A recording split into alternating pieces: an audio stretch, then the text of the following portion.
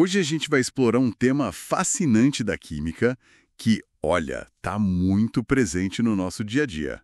As propriedades coligativas. Damos uma olhada nos materiais educativos ótimos sobre isso. Sim, é um assunto que às vezes assusta pelo nome, né?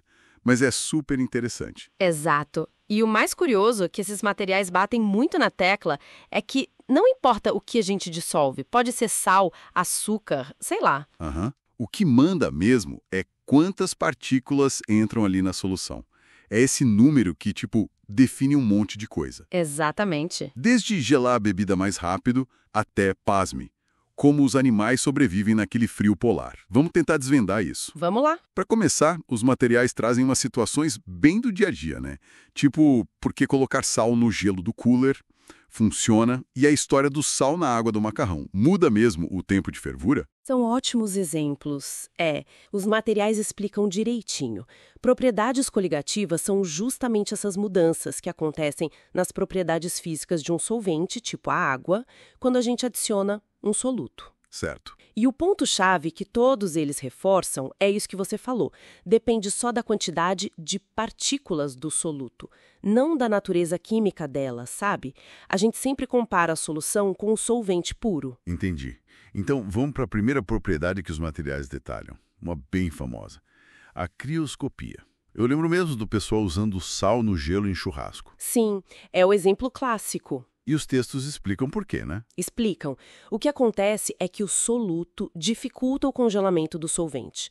Ou seja, ele abaixa o ponto de congelamento. Ah, O gelo com sal consegue atingir temperaturas mais baixas que 0 grau, por isso gela a bebida mais rápido.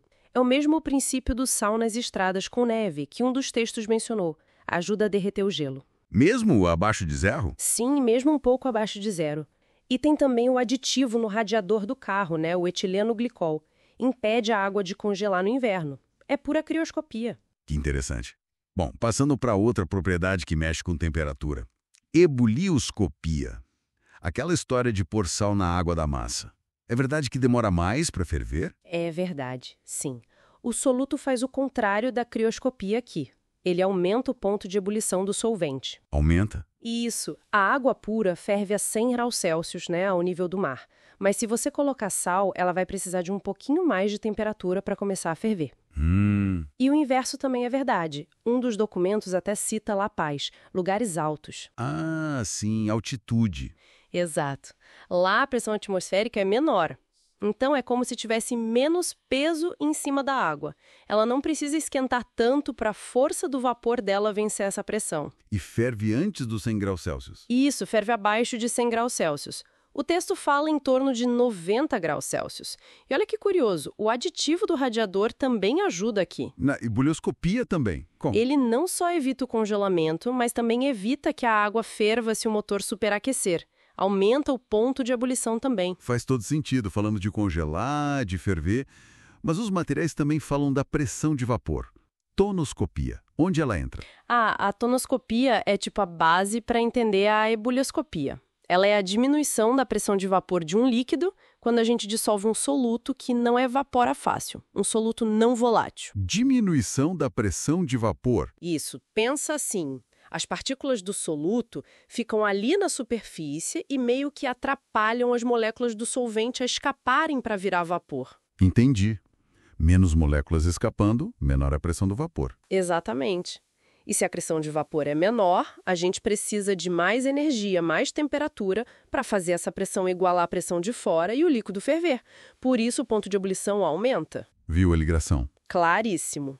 Uma coisa leva a outra. E para fechar as 4, tem a osmose, ou osmoscopia. Essa é super importante para a biologia, né? O exemplo clássico do dedo enrugado no banho. Esse mesmo. A osmose é esse movimento espontâneo do solvente, geralmente a água, de onde ele está mais livre, ou seja, numa solução menos concentrada, Certo. para onde ele está mais preso, numa solução mais concentrada. E isso acontece através de uma membrana que só deixa o solvente passar, a semipermeável, a pele, as membranas das células. E os materiais dão exemplos disso, né? Sim, ótimos exemplos. Conservar carne no sal. O sal puxa a água para fora das células da carne. Ah, por isso conserva. Exato. Fruta em calda, a mesma coisa, só que com açúcar.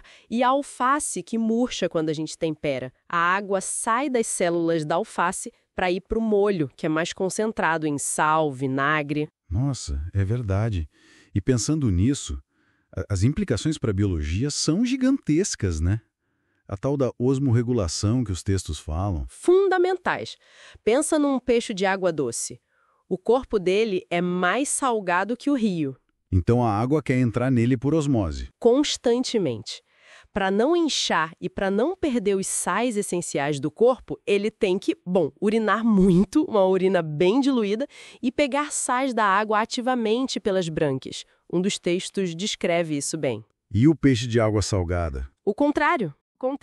O mar é mais salgado que o corpo dele, então ele perde água para o mar. Que complicada. Pois é. Aí ele tem que beber a água do mar e dar um jeito de eliminar o excesso de sal. Aves marinhas, répteis marinhos, como foi mencionado, têm até umas glândulas especiais perto dos olhos ou do nariz para excretar esse sal todo. Incrível! E voltando para o frio, a crioscopia também ajuda os animais a sobreviverem? Com certeza. Muitos bichos de clima frio usam esse princípio. Alguns conseguem um fenômeno chamado superresfriamento. Os fluidos ficam líquidos mesmo abaixo de 0 graus Celsius, sem congelar. Uau! Outros produzem substâncias tipo anticongelantes naturais, glicerol, algumas proteínas. Funcionam como o aditivo do radiador. Diminuem o ponto de congelamento dos fluidos do corpo. Assim, eles aguentam temperaturas congelantes. É realmente impressionante como esses 4 fenômenos, né? Diminuição da pressão de vapor, aumento do ponto de ebulição, diminuição do congelamento e a osmose. Como eles se conectam e explicam tanta coisa. Sim. Da nossa cozinha até a fisiologia animal mais complexa. E tudo como os materiais reforçam, dependendo só da quantidade de partículas dissolvidas. Parece simples, mas é poderoso. É a química mostrando suas conexões, né? Como princípios básicos explicam fenômenos tão diversos. E, sabe, um dos materiais até mencionou de passagem a osmose reversa. Osmose reversa. É. A gente aplica pressão para forçar a água a ir no sentido contrário ao natural da osmose. Do lado mais concentrado para o menos concentrado. Para que serve isso? É assim que a gente consegue tirar o sal da água do mar, para dessalinizar. E isso faz a gente pensar, né, que outras tecnologias, outras inovações poderiam surgir se a gente aprendesse a manipular ainda melhor ou até inverter esses processos naturais que são governados pelas propriedades coligativas. Uma ótima pergunta para a gente ficar pensando. Fica a reflexão.